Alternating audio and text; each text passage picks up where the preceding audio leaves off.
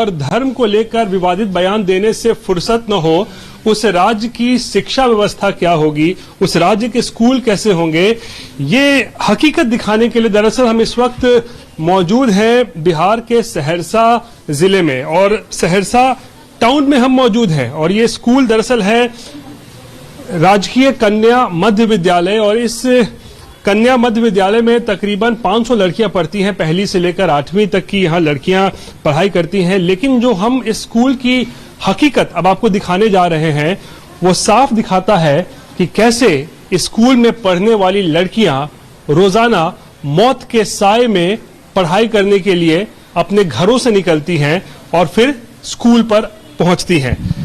ये दरअसल देखिए आपको हम तस्वीरें दिखा रहे हैं। ये राजकीय कन्या मध्य विद्यालय दरअसल तकरीबन 70 साल पुराना ये एक बिल्डिंग है। आज तक संवाददाता रोहित सिंह यहाँ पर रिपोर्ट किए थे, पूछे थे कि जो सरकार बिहार की ये चिंता कर लेती है कि इंडिया गठबंधन बनाने वाले चुनाव में व्यस्त है और बिहार में शिक्षक भर्ती करके वाहवाही लूट ली जाती है, काश वो सरकार ये भी सोचती कि स्कूलों में बच्चे कैसे खंडहर हो चुकी इमारतों में पढ़ेंगे, कैसे डर के साए में जिएंगे, कैसे इन्हें पढ़ने लायक माहौल मिलेगा। 70 साल पुराने बिल्डिंग की हालत क्या हो गई है आप ये देख सकते हैं। किस तरीके से ये इमारत पूरी तरीके से जर्जर हो चुकी है और चारों तरफ इसका जो छत है वो आप देख सकते हैं, पूरा छत का जो प्लास्टर है वो जर्जर हालत में है। बिहार के शिक्षा मंत्री के कोसी रीजन वाले इलाके का स्कूल का यह हाल हमने आपको दिखाया था और बाकी प्रदेश का हाल आप सोचिए। गार्जियन लोग तो बोलते हैं जो हम कैसे बच्चे को भेजेंगे, लेकिन फिर भी बोलते हैं जो क्या करिएगा, बच्चा को तो यहाँ पर भेजना ही पड़ेगा।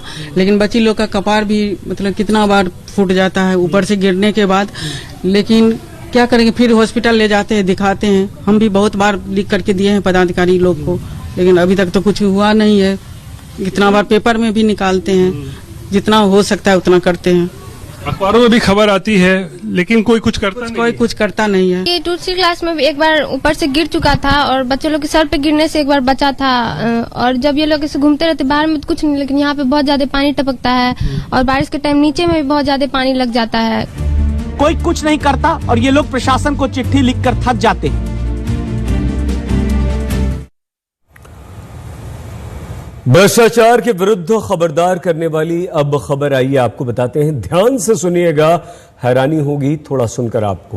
पहले सोचिए, अगर एक तालाब की मिट्टी हटवानी है तो उसे हटाने के लिए आप कौन सा वाहन लाएंगे? आप कहेंगे ट्रक लाएंगे या फिर ट्रैक्टर ट्रॉली के द्वारा हम उसे हटवा देंगे।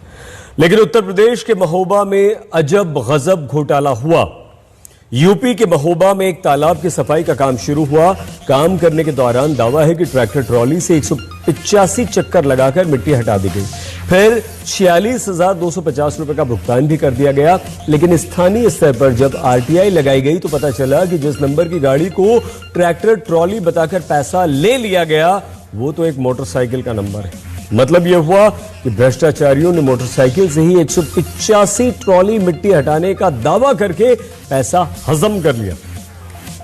अब खबर दिखाई गई तो जिला प्रशासन ने जांच के आदेश दे दिए। स्कूलों में बच्चों को हर सुविधा सरकारी अधिकारी नहीं दे पाते। जनता यानी कि आपका और हमारा पैसा भ्रष्टाचारी सरकारी अधिकारियों से मिली भगत करके खा जाते हैं और फिर स्वास्थ्य भी हर जगह एक जैसा हो जाता है।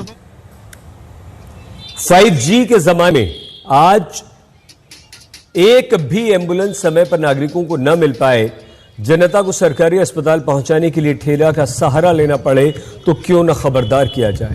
यह तस्वीर उत्तर प्रदेश के हमीरपुर की है, जहां हादसे के बाद घायल आदमी को अस्पताल ले जाने के लिए एम्बुलेंस बुलाने के उद्देश्य से फोन किया गया।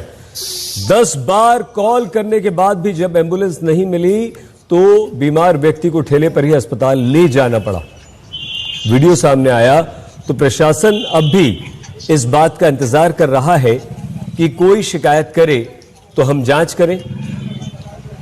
मतलब यह हुआ कि ढाक के 3 पात। एम्बुलेंस में कितने बार।